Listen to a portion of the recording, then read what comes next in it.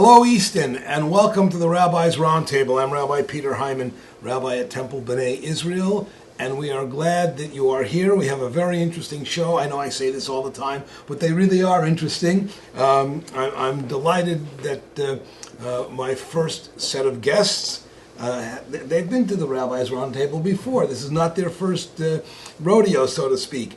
Our town planner, Lynn Thomas, and County Councilman.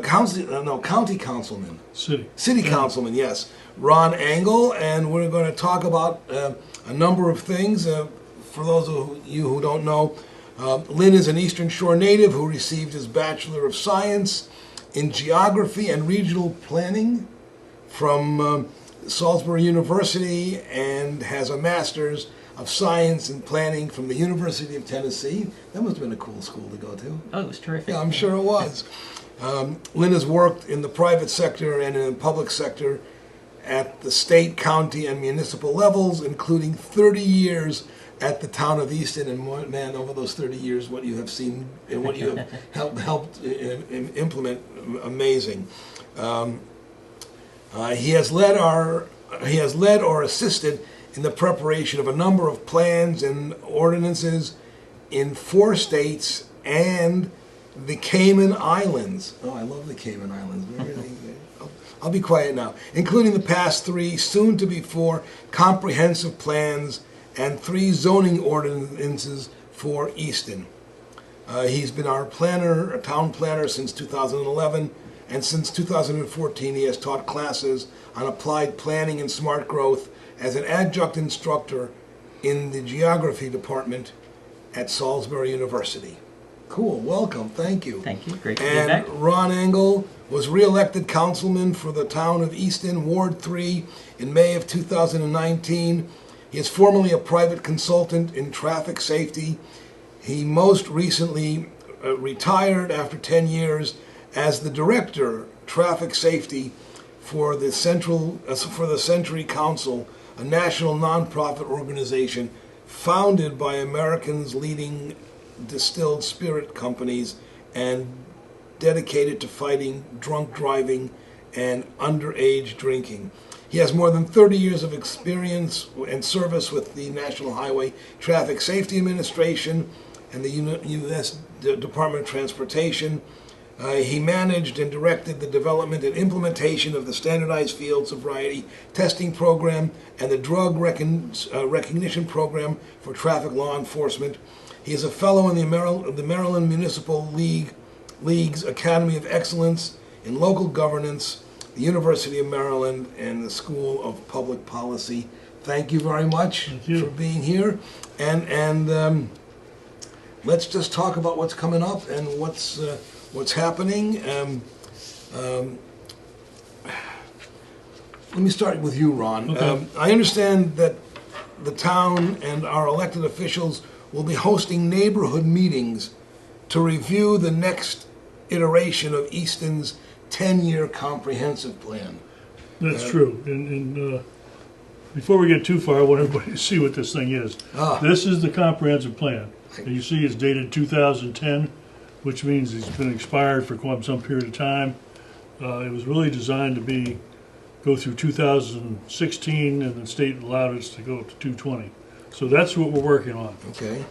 My ward, Ward 3, and I've been asked to give you an idea of where it is. Ward 3 covers on the east side of Route 50 from Easton Club East all the way down to the Parkway, and then from the Parkway all the way to Port Street on the east side. Okay. So that includes Easton Club, Cook's Hope, Londonderry, Paper Mill Crossing. So I'm all residential. So due to the generosity of the Eastern Club East community, we will be holding a neighborhood meeting on the town comp plan on April 25th at 5:30 p.m. The location will be at the community center of the Eastern Club, right off of Dutchman's Lane. Right. And this will be the first of the meetings like this will be held out through the town. So we're going to be the trial balloon or the canary or whatever you want to call it. And fortunately, I've had a number of really good people helping this. We've worked very hard on this. Good. We've got a good agenda going. And you expect a good turnout? This is an interesting thing. There are times we don't get very many people show up because they don't know how important it is. That's why we're trying to engage you and the newspaper, because this is really important. Sure. This will direct. Well, this will direct where the town can go for about 10 years. He's going to give you more information on it. But So, one quick, if people don't come, sometimes can that be assumed as a sign or taken as a sign that things are good and people are pleased, or is that a misinterpretation? it could be apathy also. Oh, yeah, okay. I mean, the important thing is, and I've always said, you can't complain about someone who won an election if you didn't vote. Right. Okay. Right. And this is critical. The town, we're flexing our borders at this point. There's only a few places more we can develop. So this is going to indicate that. Am I getting your stuff yet? Go ahead. Okay. But my last part of this is there's a limit on size. We can handle 180 people in the facility. We have the capability. We'll be Zooming it, so people can join by Zoom. Yeah. Not only because they didn't get, you have to register. Some people just still don't want to get out in public. That's true. And then in my ward, we've got people that probably don't want to drive that far. And we will also have a video on our website, the town website, shortly after the meeting. Wonderful. So we're trying to get as much out there. We've advertised in the paper. We've advertised in the Talbot Spy. So this will be April 25th. It's April coming 25th, up. 5:30. Soon, yeah, good. Okay. Lynn, you want to add anything? Sure. So this is the first of planned to be 4, one neighborhood meeting in each of Easton's election wards. I just yesterday exchanged emails with Councilman Abatello about scheduling his meeting, so I think we have a tentative date for that one. So anyone who is in his ward, Ward 2, check the town's website. It's not there yet, but information will be available as soon as we firm up the location. And then I'll be reaching out to Councilman Silverstein and Davis to arrange their meetings. We would like to accomplish all 4 of the meetings by the end of May. If it bleeds over a little bit into June, I think we're still okay. We're on a deadline of this essentially needs to be adopted. We have approximately a year to get through the adoption process from right now, which sounds like plenty of time, but with the it goes quickly. It goes quickly, and with the large scale of public participation that we use when we draft these plans, that eats up a lot of time. The state also mandates a 60-day advertising requirement for when we have the actual required public hearing towards the end of the process. Okay. And how does this influence or impact the decision-making processes that you deal with on a daily basis, both as an elected official and as the town planner and that sort of thing? Sure. So from my perspective as the town planner and advisory to our planning commission, we should point out that they're really what's driving this process. They're the entity charged with ultimately preparing this document. Many of the approvals that are vested in the Planning Commission include requirements to make findings that the application is consistent with the comprehensive plan. Mm-hmm. There's also provision in state law that no public facility, and that covers everything from roads to parks to new government buildings, can be constructed unless the Planning Commission finds it's consistent with the comprehensive plan. So it really is both a blueprint or in the sense of being a long-range guide for long-term decisions. So it looks out 25, 30 years in the future. Wow. Some communities even go further with today's forecasting technology. To the extent those places are comfortable, they're going out 50 or more years with their projections. But then the bulk of the focus is on the next planning period, meaning from the time this one is adopted until the next one. It's a 10-year period. So that's what the focus of the policies will be, but with that longer-term vision in mind. And the changes that take place. I mean, I just think about the changes in town that I've witnessed during my tenure, and the rapidity which that happens, and the I don't mean drama in a negative way, but it's dramatic, and keeping up with everything that's a lot of stuff you guys got to deal with.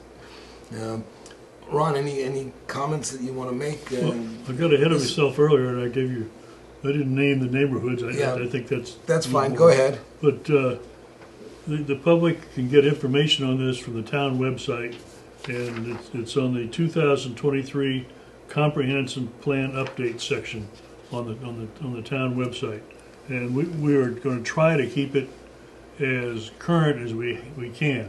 And one of the things I'll say, we're going to be making a change is some people in my neighborhood asked, well, what happens? We have questions, and I said, okay, we'll entertain questions up until the evening, the 22nd, when we cut the registration, so they can either send their questions to me or to Lynn Thomas. We'll go through them, and then the ones that we think are appropriate, we will address on the meeting on Friday. Or ask to the audience. Or ask the audience, yeah. But I mean, people have to understand, we're not presenting this thing. We're coming to them. We want their input. That is important. Yes. I've had people ask me, so what are you going to say and what's the agenda? Well, the agenda is, we want to hear what you think about these issues. Lynn will break the issues out, and then you'll be able to talk about them. I want the viewers to understand how important a statement that is. This is not you telling them, it's you're listening to what the community has to say, and then being responsive to those comments. That's hugely important.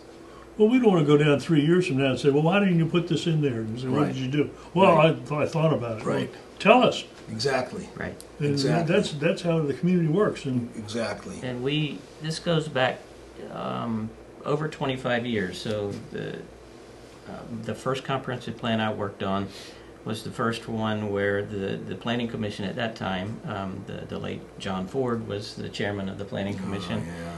And John, of course, was one of the leading champions I've ever known in terms of working with the public to do planning in really almost anything. And so he was a real advocate for this process that we call visioning, of really designing as many and as varied of techniques as we could come up with for working with the public in advance of actually drafting the plan, so that it's more like the community is the co-author of the plan. Sure. And rather than the traditional system where we would produce something and they're just reactionary in nature. Of course, you use the term visioning.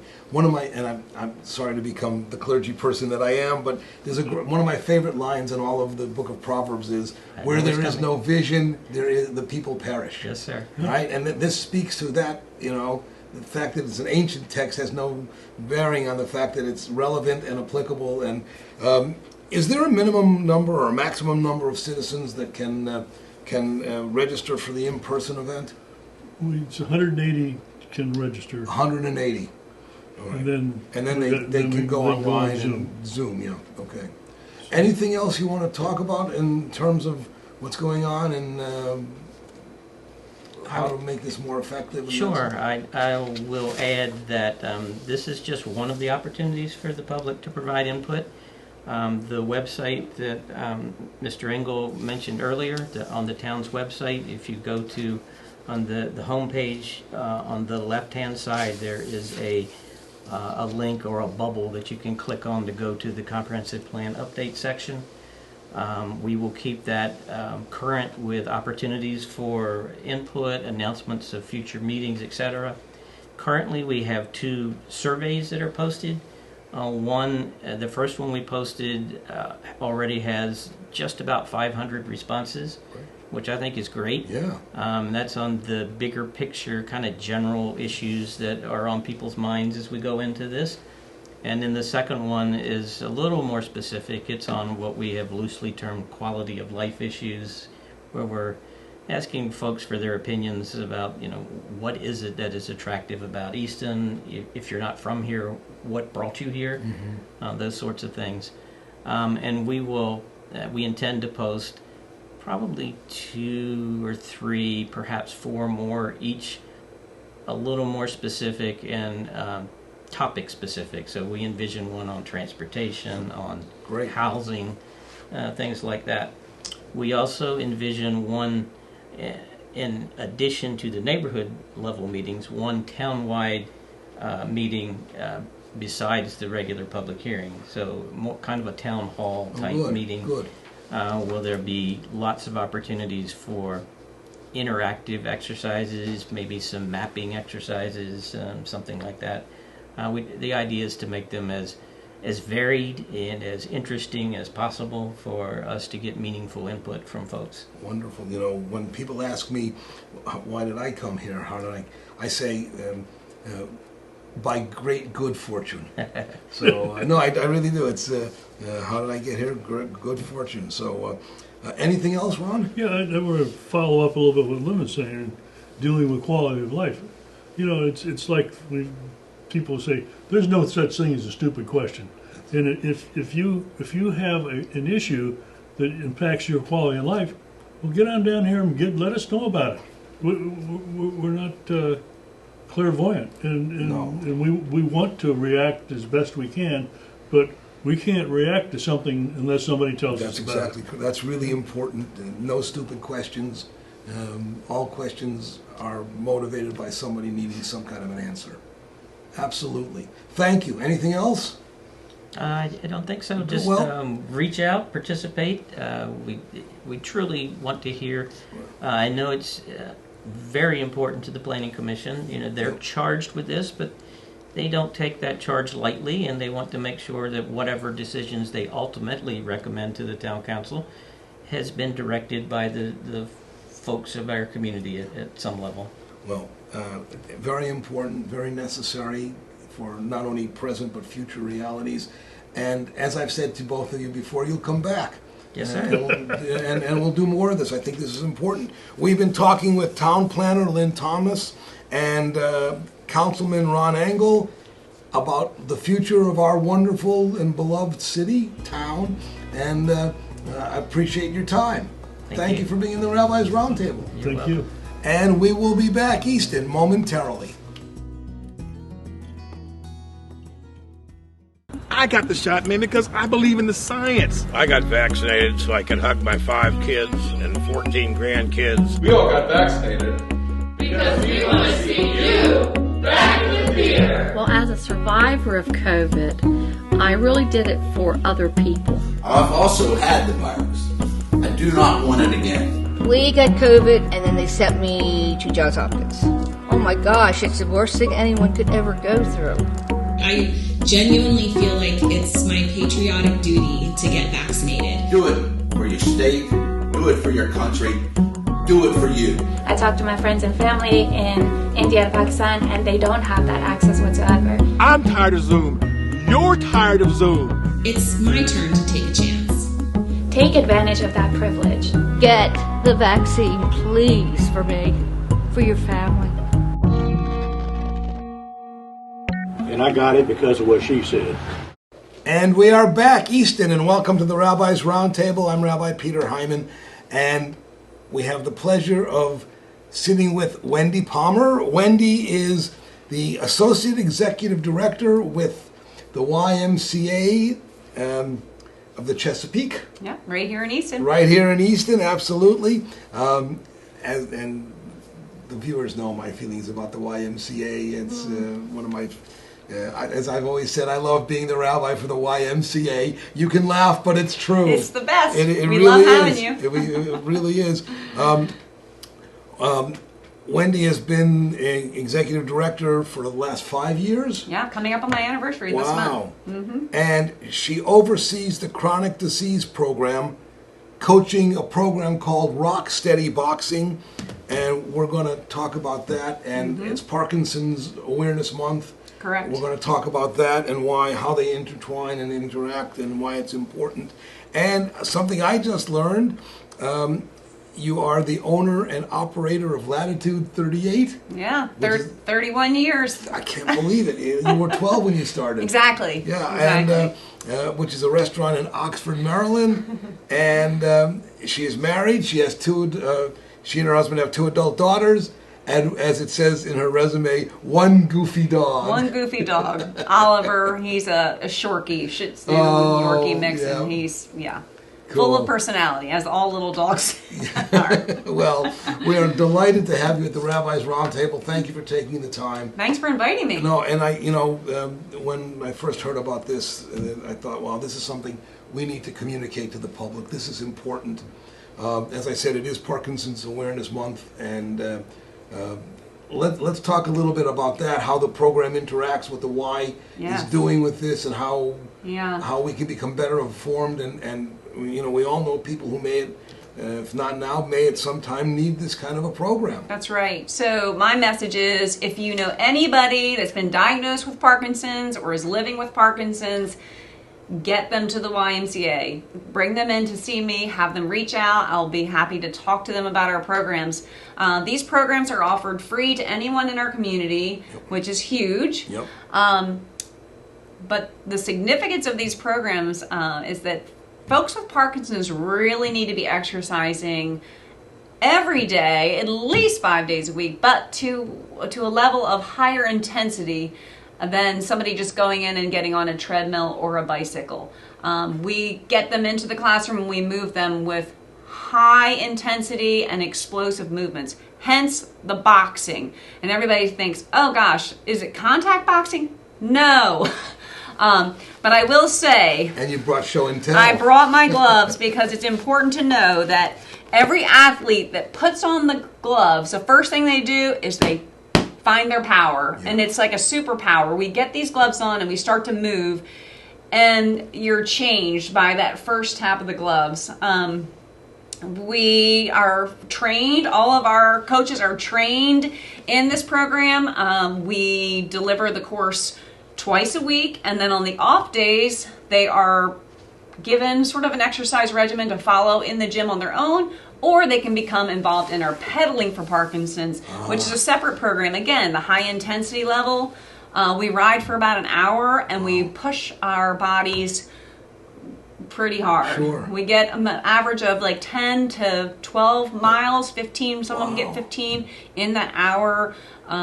That's how old? What's the average age? So we have boxers that are early onset diagnosis at age 50. And my oldest will be 92 this year. So a wide range.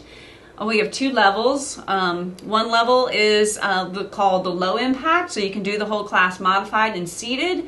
And then the higher impact, where you're much more mobile and moving around the gym and doing some really intense exercise. Have you seen noticeable effect? Yes. So the program, this program and the Pedaling for Parkinson's are both evidence-based programs, and they show to slow the progression of the disease. So we know there's no cure. There's medicine that they can take to kind of help with the tremors and some mobility issues, but exercise is the key. So when we can see where they start, we do a general assessment when they begin with us, kind of check on their balance, and then we continue to do assessments as they work with us. But they also report back to us from their appointments with their neurologist to say, good.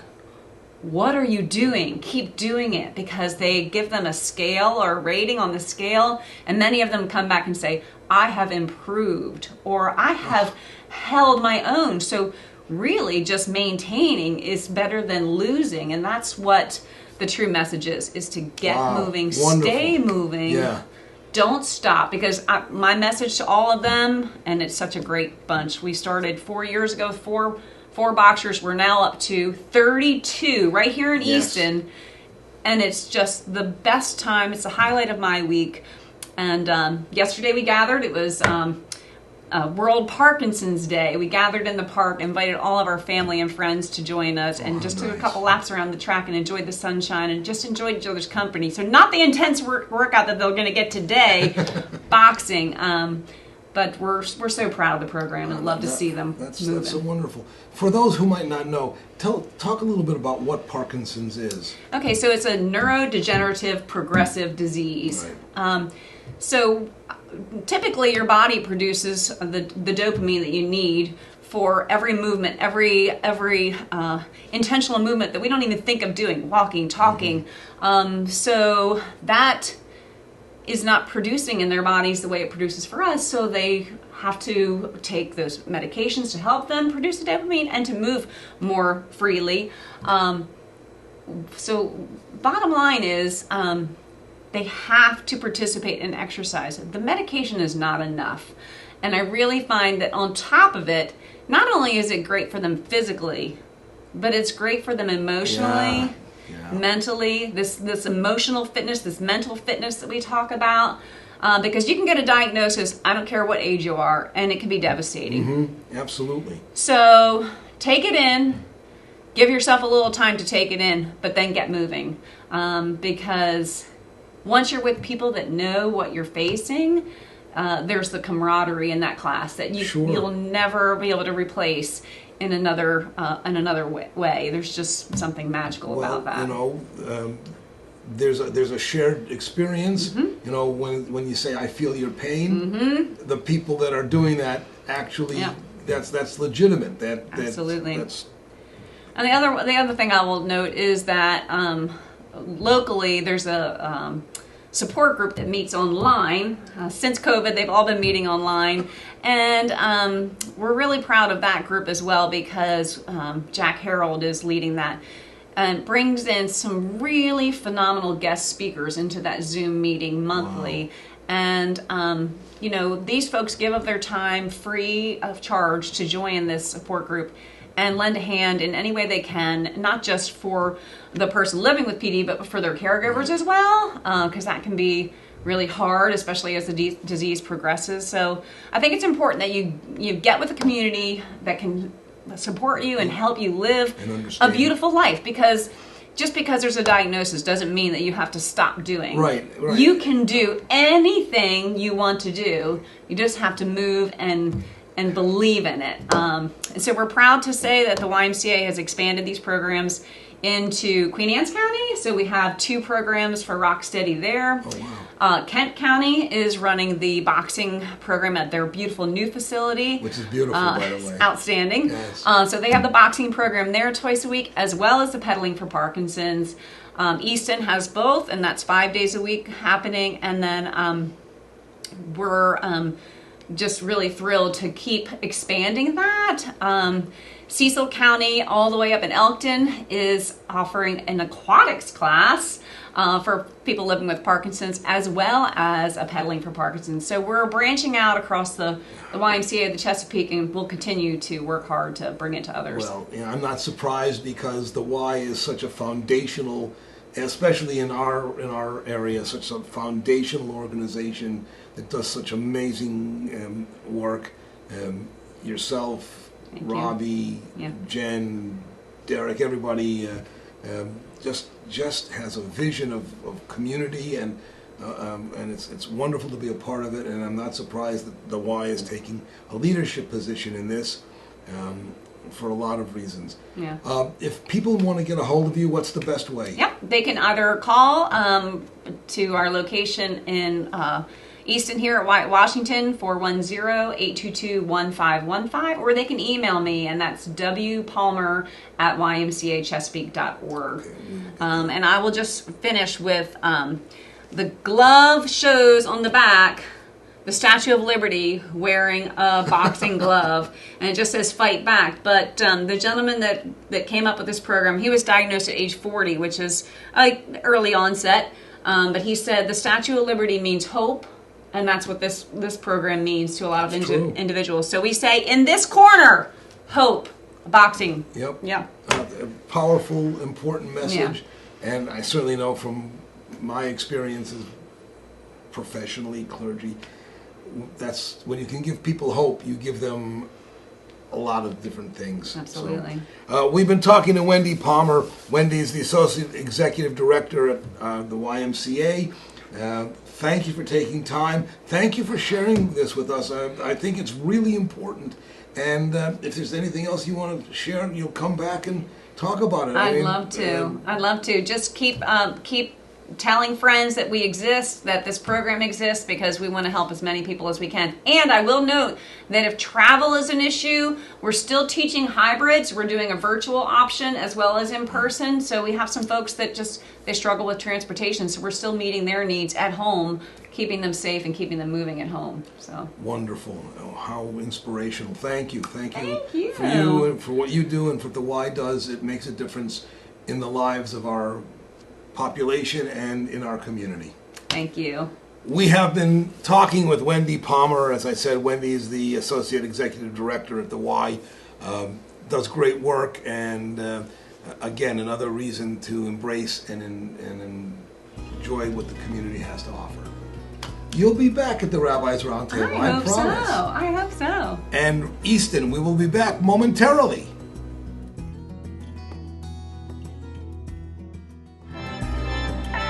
Did you know? MCTV programming is available online. Find our shows like Rabbi's Roundtable, Carlisle's Chesapeake, The Shameless Picture Show, Conversations with Sherry, and the Avalon Theater Presents at youtube.com/Midshore Community Television. And we are back. And before we end the show today, I just wanted to mention the fact that we are in the midst of a holiday season. We are in the month, the holy month of Ramadan, and to our friends of the Islamic faith, the Muslim faith, we say Ramadan Mubarak.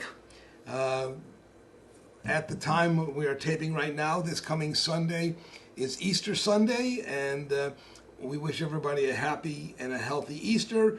And we start in the Jewish community the Holiday of Passover, where we eat unleavened bread for, well, if you go according to the Bible, it's 7 days, but because of things I will not get into, some people eat matzah, unleavened bread, for 8 days. But for everybody who's celebrating all the holidays, irrespective of which one, I hope it's a healthy, happy, meaningful holiday season, and that you enjoy whatever the traditions are that you enjoy, and gain a sense of connection and community and a sense of spirituality. And Easton, you have been seated at the Rabbi's Roundtable. We will be back next time with a new set of guests for the Rabbi's Roundtable. Happy holidays.